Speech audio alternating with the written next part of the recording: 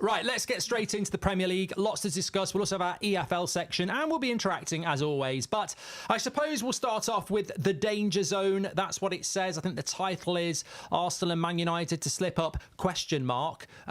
Literally question mark. Oh, you need to bring back that thing that was yours. That's your...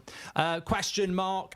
Look, we're not saying that they both will slip up. I'm actually quite confident that one of these teams will win and potentially two. In fact, maybe they will.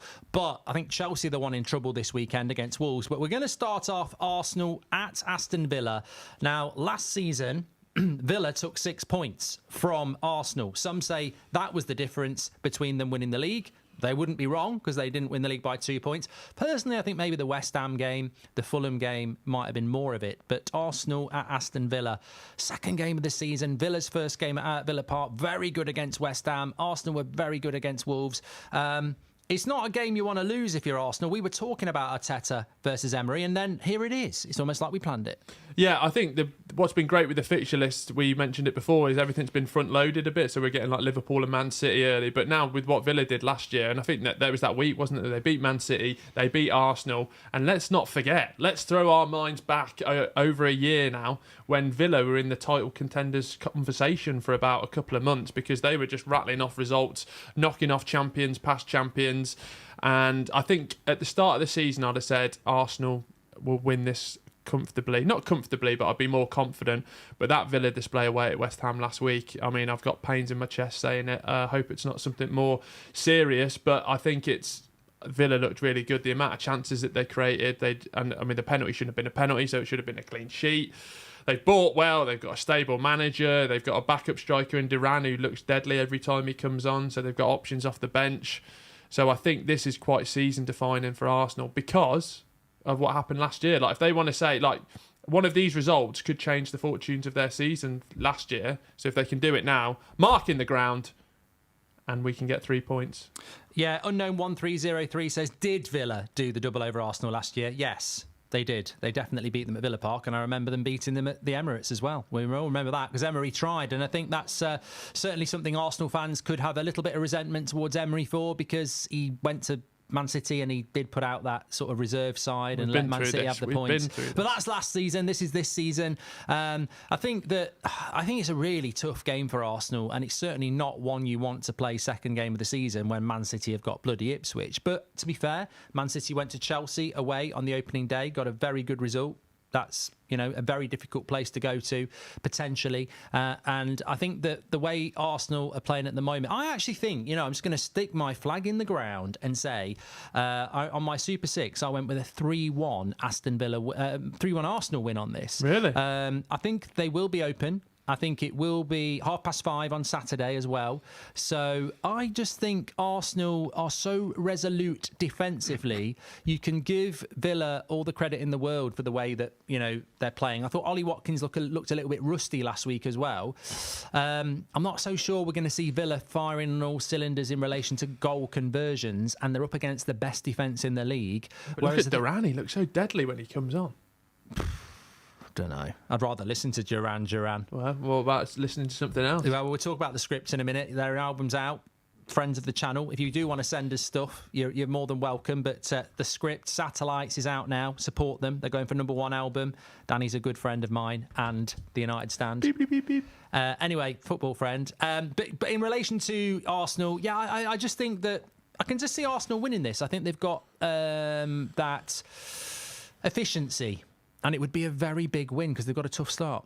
Yeah, no, I put down 1-1 on my Super 6, get involved with the league still. That's 6, I think the code is, if you want to get involved. I just feel, the way Villa have replaced what they needed to in the transfer market, and they've done a bit of an improvement with certain elements of the squad as well. Like, this hurts me every time I speak about them, but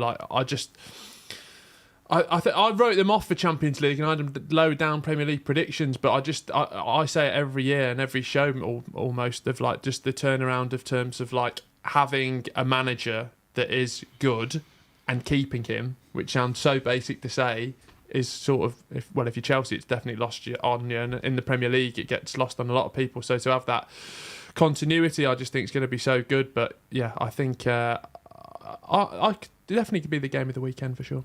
We've had some super chats in as well. I don't know if go. you can see them. Alfie Jarvis says Arsenal could lay down a marker winning this game. Thank you, Alfie. Tom says, hi, Mark. My roast chicken is tasting great. Big love. That's resonating from the United Stand morning show where he was just putting the chicken in. Well, lovely.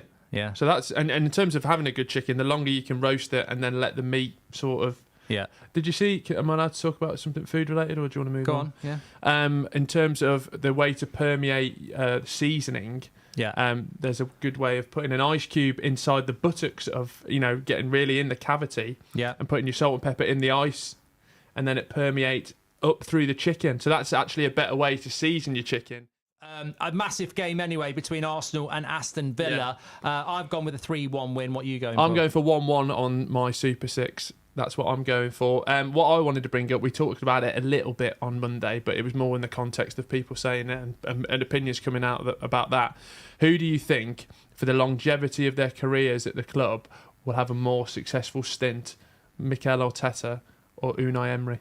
Well, I said on Monday, I think Emery's the better coach, and I think that's proven. And Arsenal fans are always going to get a bit moody about that, I suggest. But ultimately in life, you've got to be real. I've spent 10 years doing that about Man United. You can't just sit there going, United, we're the best, because actually we're not the best. And I think it's very, very clear to me that Emery is the better coach than Arteta based on CV. But Arteta is certainly the manager that's had a bigger impact on one club, because Arsenal are on an incredible journey from a place where I think they were really, really hurtling towards obscurity after Wenger. And Emery had been there. Maybe he should have been given more time. I don't know. I mean, he's a very, very good coach. But I think what Arteta is building at Arsenal is fantastic. I mean, even today when he was asked about Sterling, because obviously Raheem Sterling is going to leave Chelsea, and he was asked about it. And he said, no, absolutely not. He won't be coming to Arsenal. But what a great player. I learnt a lot about him, and, I really like him, and this, that and the other. And it's just like, I think he fits Arsenal like a glove now, and I think that they're on a trajectory to something that I didn't think they would be able to do. So I think in relation to what each manager's done at a club, I think Arteta's done an amazing job at Arsenal, but Emery has that richer CV at the moment. In 10 years' time, I think it'd be very interesting. Yeah, and also, if Arteta doesn't win a Premier League with them, ultimately it leaves him in a position where, you can get that sort of elite manager to come in. And, I'm not saying Pep or Klopp's going to go to Arsenal, but I think from where they were to where they are now, if he was to leave for whatever reason, the manager that comes in next will be of that calibre, of that sort of top tier of managers, where they're not sort of, Emery works for Villa. We've said this before. Emery probably doesn't work for Arsenal because of where they're at. So I think he just leaves them in a much better place. But I'm just intrigued, nervous, and a little bit anxious to see where this Villa project goes. Goldbridge, that's the end of the clip. I'm sure you enjoyed it. In fact, I bet that's the best clip you've ever watched. So there's no reason not to subscribe to the channel, click the bell icon so you never miss a clip again. In fact, smash a like on the video, because we all know only legends like videos, and you are all legends. So please smash a like on the video, and we will see you again on the next one. Thank you very much for watching, as always.